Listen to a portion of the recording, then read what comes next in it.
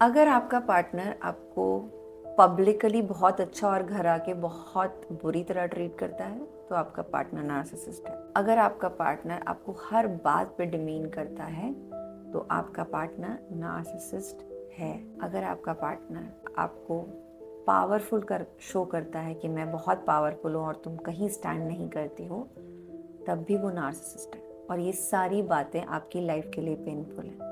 और ऐसे बहुत सारे कैरेक्टर्स जो ये शो करते हैं कि आपका पार्टनर नार्सिसिस्ट है। ऐसे क्या साइंस है जो बताता है? ऐसे कुछ साइंस हो जाते हैं जो हमें पता चल जाता है कि अच्छा ये इंसान नार्सिसिस्ट है। ऐसे 5 साइंस मैं आपको इस वीडियो में ज़रूर बताऊंगी। और उसमें से पहला जो रीज़न है, जो नार्सिसिस्ट साइन है, इंडिकेशन है, वो ये है कि वो लोग एम्पैथी नहीं करते। अगर आप पूरा दिन भी काम करते रहे ना, तो वो आपको शाम में आके नहीं पूछते कि अरे यार तुमने तो बहुत मेहनत की, तुम तो पूरे दिन का काम करती। वो सोचते हैं ये क्या काम है, ये घर का ही तो काम है। उनको वो एम्पैथी करना नहीं आता है। वो बिल्कुल आपसे एम्पैथी नहीं कर सकते। वो सिर्फ आपको ब्लेम कर सकते हैं या वो आपको डिमीन कर सकते हैं। वेट, ये इंपॉर्टेंट मैसेज सुनना ज़रूरी है। क्यों? क्योंकि ये आपके लिए। और ये इंपॉर्टेंट क्यों है? क्योंकि मैं आपकी कोच आपके लिए, आपके रिलेशनशिप के लिए हर कुछ दिनों में मास्टर क्लास करती हूँ। और ये मास्टर क्लास एक रिकनेक्ट सीरीज़ है जिसमें आपके रिलेशनशिप में कुछ इंपॉर्टेंट चीज़ें जो आपके रिलेशनशिप को टॉक्सिक बना रहा है, आपके लिए डिस्कम्फर्ट बना रहा है या आपके लिए अनहेल्दी बना रहा है और कुछ भी, लेकिन ये मास्टर क्लास आपको एक रिजल्ट पे लेके जाती है कि आपके रिश्ते में अच्छी बातें हों, हार्मनी हो और बहुत सारा प्यार हो। तो ये इम्पॉर्टेंट है इसीलिए क्योंकि ये आपके लिए है।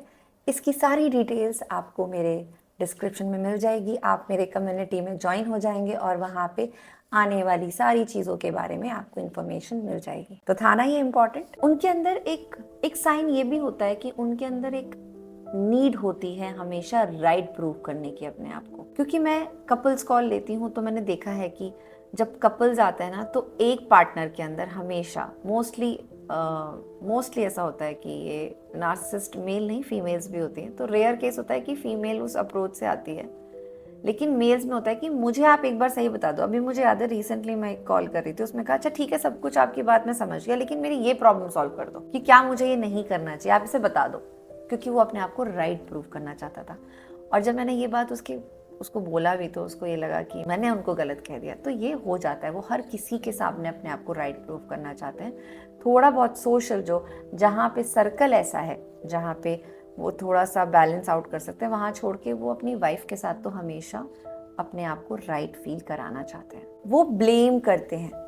तीसरा इंपॉर्टेंट साइन जो है उनके बिहेवियर का, वो ब्लेम करते हैं। वो हर चीज़ के लिए, उनका कोई नुकसान होगा तो आप ब्लेम है, आपका जो नुकसान होगा तो भी आप तो हैं ही ब्लेम। कोई फाइनेंशियल लॉस होगा, कोई काम का गलत हो जाएगा तो वो सब चीज़ के लिए आपको ब्लेम करते हैं। और ये एक बिहेवियर है जो वो लोग कैरी करते हैं। एक इम्पॉर्टेंट साइन और जो वो कैरी करते हैं, वो आपको कंट्रोल करते हैं, वो आपको गैस लाइट करते हैं, वो आपको बताते हैं आपकी बार बार ना, आपको वो पोक करते हैं, गैस लाइटिंग करते हैं। ऐसी ऐसी बातें बोलेंगे जिसको कई टाइम तक अगर आप सुनते रहें तो आपको वो रियलिटी भी लगने लगती है और वो बातें नेगेटिव होता है और उसकी वजह से आप नेगेटिव होने लगते हैं।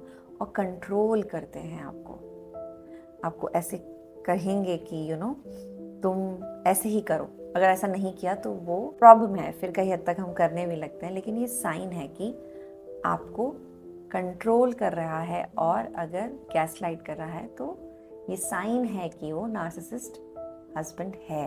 फिफ्थ इंपॉर्टेंट पॉइंट जो है कि वो आपको गिल्ट फील कराता है, वो आपको डिमीन फील कराते हैं, वो आपको नीचा दिखाते हैं, वो आपको शेम कराते हैं। और ये साइंस इंपॉर्टेंट है। अगर आपको अपने रिलेशनशिप में दिख रहे हैं ना, तो इग्नोर मत करो, इनको समझो। अब ये तो हो गई साइंस, लेकिन ये ऐसा करते क्यों है? देखो, रीज़न हमेशा समझने की ज़रूरत है। अगर रीज़न नहीं समझोगे तो आप ही परेशान रहोगे, क्योंकि फिर आप सिर्फ ब्लेम करोगे। आप भी फिर उस पर्सनालिटी में घुसना शुरू हो जाओगे, क्योंकि आप सामने वाले को सिर्फ ब्लेम करोगे। तो रीज़न समझते हैं। नार्सिसिस्ट पर्सनालिटी जो होती हैं, इनके अंदर कुछ पास्ट शेम या गिल्ट चल रहा होता है। जैसे जिस इंसान की मैं आपको बात बता रही हूँ, उसका पास्ट मुझे पता है कि उसके अपने पेरेंट्स से बहुत अच्छी नहीं बनती है, तो उसका इफेक्ट रिलेशनशिप में आएगा ही आएगा। देखो, ऐसा नहीं हो सकता कि एक दरवाज़ा बंद होता है तो हम दूसरे दरवाजे में घुसते हैं। जिंदगी के ये जो दरवाजे हैं ना, ये इंटरकनेक्टेड है। बचपन से आपकी टीनेज से जवानी, और जवानी से आपकी ये शादी वाली ज़िंदगी जो चल रही है, और इसके बाद जब आप पेरेंट बनेंगे, इसके बाद जब आप बूढ़े होंगे, तो इन सब का ना क्रॉस सेक्शन चलता रहता है। तो कुछ शेम और गिल्ट अगर आपके हैं तो आप नार्सिसिस्ट पर्सनैलिटी में कन्वर्ट हो जाएंगे, क्योंकि तब आप पावरलेस थे और अब आप पावरफुल हैं, फाइनेंशियली हैं, इमोशनली हैं, सोशली हैं, क्योंकि दर्जा दिया गया है कि आप हस्बैंड हैं। तो वो लोग शेम और गिल्ट से ट्रैप हैं, तो वो आपको क्या देंगे? वो नहीं जानते। दूसरा इंपॉर्टेंट पॉइंट समझने का है, वो नहीं जानते अपने इमोशनल चैनलाइजेशन का। आप उनसे इमोशंस की बात करो तो ही वो उनको समझ नहीं आता है। वो कहते हैं ये क्या है, मतलब मुझे याद है मैं एक रिट्रीट में गई थी, तो वहाँ एक ऐसी पर्सनैलिटी आए और हम रिट्रीट में सब अपना इमोशनल वेंट आउट हो रहे थे। तो उन्होंने कहा मुझे तो लग रहा है मैं यहाँ हंसता खेलता आया था और यहाँ लोग इतना रो रहे हैं कि मैं यहाँ से, मुझे ऐसा लगता है मैं रो के चला जाऊँगा। मैं जानती हूँ तो मैं उनके पर्सपेक्टिव समझ सकती हूँ कि वो किस पर्सनैलिटी से आते हैं। बट बाद में ना शाम में फिर उनको बीच रिट्रीट से निकाल दिया गया, क्योंकि वो काफ़ी नेगेटिव माहौल कर रहे थे। लेकिन शाम में उनके बारे में ना इतनी सारी नेगेटिव कॉन्वर्जेशंस चल रही थी कि वो ऐसे ऐसे। बट अगर कोई मेरे जैसा हो तो वो समझ भी सकता है, क्योंकि हम इमोशंस पढ़ते हैं, हम साइकोलॉजी जानते हैं।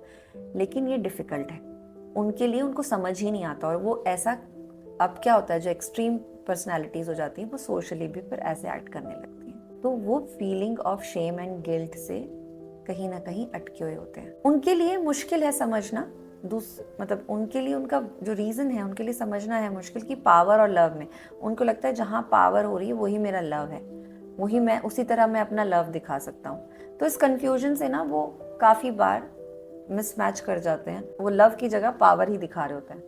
वो लोग मिसमैच कर जाते हैं और वो लव की जगह पावर ही दिखा रहे होते हैं। और वो पावर तो कभी दूसरे तक पहुंचता नहीं है, तो आप तक तो वो पहुंचेगा ही ना। तो आप भी परेशान हैं और वो भी इस चीज़ को लग रहा है, अरे मैं तो दे रहा हूँ ना, मैं तो कर रहा हूँ ना, मैं तो अपनी तरफ से बेस्ट कर रहा हूँ। एंड लास्ट चीज़ कि वो गिल्ट से ऑपरेट होते हैं। वो ऑपरेट ऑफ गिल्ट साइकिल में चलते रहते हैं, चलते रहते हैं, चलते रहते हैं, चलते रहते हैं। निकलना मुश्किल है जब तक वो या आप उनको सपोर्ट नहीं कर रहे हैं। लेकिन क्योंकि अब आपका पार्टनर है और आपको पता है कि ये 5 साइंस हैं और आप देख भी रहे हैं, लेकिन वो भी अपनी मदद करना नहीं चाहता और आप भी बहुत परेशान हैं, तो आप क्या कर सकते हो?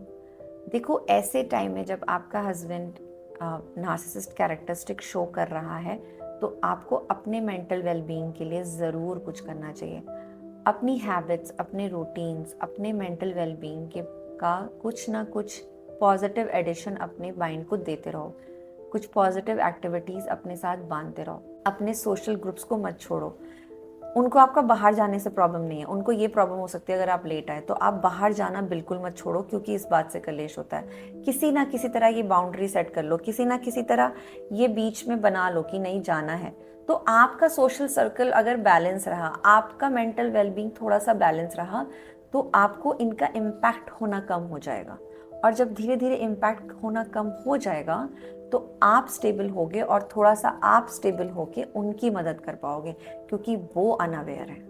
हमारा पर्पस ही नहीं है कि हम एक नार्सिसिस्ट को नेगेटिव पोर्ट्रे करें। वो नेगेटिव बिहेवियर शो करता है, लेकिन उसके रीजंस हैं। उस रीजन में भी आप कैसे अपने रिलेशनशिप को मेंटेन कर सकते हो, वो हमारा पर्पस है। और वो पर्पस को आप कैसे अचीव करोगे कि आप अपना मेंटल इमोशनल बैलेंस को बनाए रखें। अगर वो अवेयर नहीं है, आप हेल्प लीजिए बाहर जाके, अगर आपसे खुद से नहीं हो रहा है, या सोशल ग्रुप्स ज्वाइन कीजिए, या आप अपने कुछ थेरेपीज लीजिए। ये ज़रूरी है। देखो, लोग ऐसा सोचते हैं कि थेरेपी एक एक्सपेंसिव चीज़ है, थोड़ी एक्सपेंसिव होगी, लेकिन मुझे नहीं लगता ये बहुत एक्सपेंसिव है, क्योंकि ये आपकी जान से ज़्यादा नहीं है। जब आप अकेले कमरे में बैठ के बकवास सुनते हैं और बकवास फील करते हैं, उससे अच्छा है कि आप किसी से बात कर लें और एक्सपर्ट से बात कर लें। तो अगर आप अपने लिए भी नहीं करेंगे और उनके लिए भी नहीं करेंगे तो थोड़ी डिफ़िकल्टी है। मैं ये बताना चाहूँगी कि ये एक बिहेवियर पैटर्न है, ये उस इंसान की सच्चाई नहीं है। अगर वो थोड़ा सा एक्टिव हो जाए, या आप उसको थोड़ा सा मेंटली एक्टिव कर दें, या आप उसको सपोर्ट कर दें, तो रिलेशनशिप बहुत डिफरेंटली हो सकता है।